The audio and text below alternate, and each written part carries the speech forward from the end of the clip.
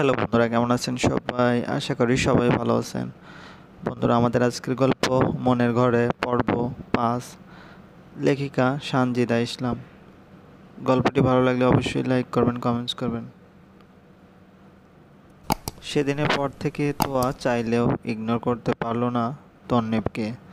আস্তে আস্তে দিন যত বাড়তে লাগলো, তোয়া ততই তন্নিবের প্রতি দুর্বল হতে লাগলো। তন্নিব যেন তোয়ার অভ্যাসে পরিণত হয়েছে। বাজে অভ্যাস। সেদিন রাতে অনেক ভেবেছে সে। মস্তিষ্ক বলেছে প্রেম ভালোবাসা তার মতো মেয়েদের জন্য নয়। আবার অবাধ্য মন বলেছে একবার তন্নিফের ভালোবাসাগুলো অনুভব করতে দোষের কি, হোক না ক্ষণিকের। মন আর মস্তিষ্কের যুদ্ধে সেদিন আবেগী মনের জয় হয়েছিল, আর তন্নিফকে একটা সুযোগ দিয়েছিল। সেও যে তন্নিফের প্রতি প্রচুর দুর্বল। একদিনে তন্নিফের সাথে কথা না বললে থাকতে পারতো না। তার সাথে কখনো ঝগড়া হতো না। তন্নিফের ভালোবাসাগুলো অনুভব করলে সে নিজেকে পৃথিবীর সব থেকে সুখী মানুষ মনে করত। কিন্তু আবার ভয় হয় যদি তাকে দেখার পর তাকে ছেড়ে দেয়। তাই মন চাইলেও সম্পর্কের 4 মাসে তারা একে অপরের চেহারা দেখেনি। মাঝে মাঝে তোয়া বললেও তন্নিফ বলতো, চেহারার কি, আমি তো তোমার বাচ্চা মনটাকে ভালোবেসেছি। যখন সময় হবে এমনিতেই দেখা হবে। প্রত্যুত্তরে তোয়া কিছুই বলতো না।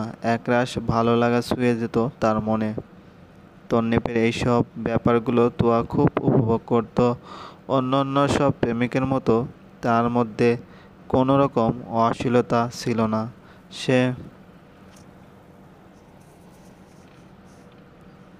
সে তোয়াকে বাচ্চাদের মতো ট্রিট করত।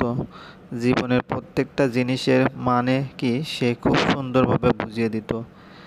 তার কাছে সব প্রশ্নের উত্তর থাকত। ফজরে আজান কানে আসতে অতীত থেকে বেরিয়ে আসলো তোয়া। অতীতের কথাগুলো মনে পড়তেই মাঝে মাঝে মরে যেতে ইচ্ছে করে, কিন্তু পারে না, কারণ সেই তো শিখিয়েছে যে কোনো পরিস্থিতিতে শক্ত হতে, নিজেকে মানিয়ে নিতে, আবেগী না হতে।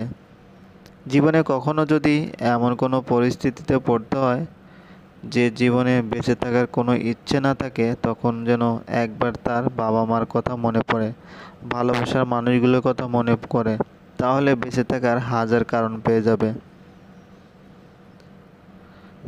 তোয়া কখনোই তন্নিফের কথাগুলো অমান্য করতো না। সবগুলো কথা আজও অক্ষরে পালন করে।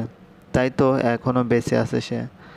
ফজরের নামাজ পড়ে গভীর ঘুমে তলিয়ে গেল তোয়া। ঘুম ভাঙল সকাল 10টায় তার মায়ের ডাকা দিতে। তারপর দরজা খুলে ফ্রেশ হতে চলে গেল। ওয়াশরুম থেকে বেরিয়ে ঘরের জানালা দিয়ে বাইরে তাকালো। হঠাৎ পিঠে কারো স্পর্শ পেয়ে পিছনে তাকিয়ে দেখে বড় ভাই দাঁড়িয়ে আছে। তাই হাসি মুখে বলল, আজ অফিসে যাওনি? আমার ঘরে যে। তৌসিফ হাত বাড়িয়ে তোয়াকে আলতোভাবে জড়িয়ে ধরল। না, আজ অফিসে যাইনি, লিভ নিয়েছি আমার বোনের খোঁজ খবর নেওয়ার জন্য। আমার বোনটা ভালো আছে তো?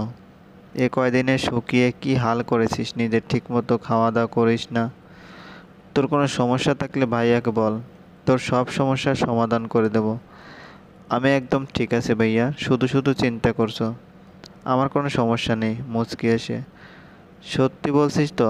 একদম। শ্রাবণের সাথে তোর বিয়েতে কি অমত আছে? থাকলে বলতে পারিস, আমি বাবার সাথে কথা বলবো। তুই না চাইলে বিয়েটা হবে না।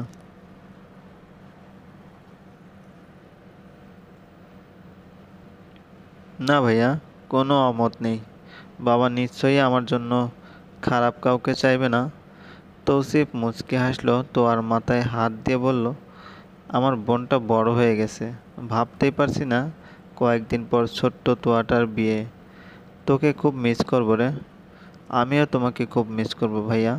দরজার কাছে থেকে তরি বলল, হ্যাঁ হ্যাঁ, তোর বিয়ে হলে আমি সব থেকে বেশি খুশি হব। একটুও মিস করব না তোকে। তোর ভাগের আদরগুলো আমি পাবো, হু হু। আর তোর সুন্দর রুমটাও আমি পেয়ে যাব। কত মজা হবে। তরির কথা শুনে তিনজনই হেসে দিল। তারপর তাকে সহ জড়িয়ে ধরল তৌসিফ। দূর থেকে দাঁড়িয়ে ভাই বোনের ভালোবাসাগুলো দেখছিল ইতি। ইতিকে দূরে দাঁড়িয়ে থাকতে দেখে তৌসিফ তাকে ইশারা করলো। সে দৌড়ে গিয়ে ঝাঁপিয়ে পড়ল তিনজনের উপর। তারপর চারজন কিছুক্ষণ গল্প করে তৌসিফ আর তরি উঠে গেল। ইতি তোয়ার সাথে রয়ে গেল। সত্যি কি তুই ভালো আছিস তোয়া? আর কত ভালো থাকার অভিনয় করবি? এতক্ষণ জমিয়ে রাখা কষ্টগুলো আর ধরে রাখতে পারলাম না। সত্যি তো সে ভালো নেই। ইতিকে জড়িয়ে ধরে কান্না করতে থাকলো এই মেয়েটা। সম্পর্কে শুরু থেকে শেষ পর্যন্ত তার সাথে ছিল কতবার তাদের মধ্যে ভুল বোঝাবুঝি ঠিক করেছে, হিসাব নেই। এই সময় একটা সান্ত্বনা হাত প্রচুর দরকার ছিল তোয়ার পাশে থাকার জন্য, যার সাথে মন খুলে সব বলতে পারবে। ভালোবাসায় এত কষ্ট কেন রীতি? এত কষ্ট কেন? না পারছি ঠিকভাবে বেঁচে থাকতে, না পারছি মরে যেতে। আমি কি এই কষ্ট ডিজার্ভ করতাম তুই বল? আমার গায়ের রং নিয়ে সমস্যা ছিল, তাহলে কেন সম্পর্ক আগে বাড়ালো? তীরে এসে তরি ডুবালো। আমি তো প্রথম থেকে আগাতে চাইনি, তাহলে কেন আমার সাথে এমন হলো? আমি কালো বলে? শান্ত হতো। আমি নিজেও ভাবিনি তন্নিব ভাই তোর সাথে এমনটা করবেন। আমার নিজেরই মাঝে মাঝে হিংসে হতো তোর আর তন্নিব ভাইয়ের ভালোবাসা দেখে।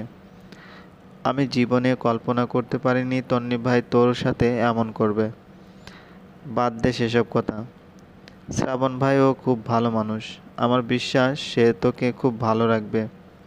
আর সব সময় মনে রাখবি আল্লাহ যা করে ভালোর জন্যই করে। হয়তো এই কারণেই শ্রাবণ ভাইয়াকে তোর জন্য পাঠিয়েছে। তন্নিব ভাই হয়তো তোর জন্য সঠিক ছিল না। তোকে শক্ত হতে হবে তোয়া, নিজের জন্য না হলেও তোর পরিবারের জন্য। ঘরের প্রত্যেকটা লোক তোকে নিয়ে চিন্তিত। তারা হয়তো ঠিকই কিছুটা আন্দাজ করতে পারছে, কিন্তু মুখ ফুটে বলতে পারছে না। তারাও তোর কষ্টে কষ্ট পাচ্ছে। প্লিজ নিজের জন্য না হলেও তাদের জন্য ভালো থাকতে শেখ। প্লিজ নিজের জন্য না হলেও তাদের জন্য ভালো থাকতে শেখ। অনেক কথা হয়েছে, কান্না থামা। কেউ দেখলে মনে করবে আমি তোকে কথা শুনিয়েছি। এবার ওঠ, নাস্তা করবি? তুই নিচে আয়, আমি খাবার দিচ্ছি। ইতি চলে যাওয়ার পর তোয়া ভাবলো ঠিকই তো বলেছে ইতি। তার জন্য কেন পরিবারের সবাই কষ্ট পাবে? তার ভালো থাকতে হবে, নিজের জন্য না হলে পরিবারের জন্য ভালো থাকতে হবে। কিন্তু চাইলে কি ভালো থাকা যায়? 4 বছরের সম্পর্ক ভোলা কি এতই সহজ? কিন্তু সে চেষ্টা করবে নিজেকে ভালো রাখার। হঠাৎ তোয়ার ফোনের রিংটোন বেজে উঠল। স্ক্রিনে তাকিয়ে দেখলো শ্রাবণের নাম্বার। চলবে। গল্পটি ভালো লাগলে অবশ্যই লাইক করবেন, কমেন্টস করবেন। ধন্যবাদ। ভালো থাকবেন।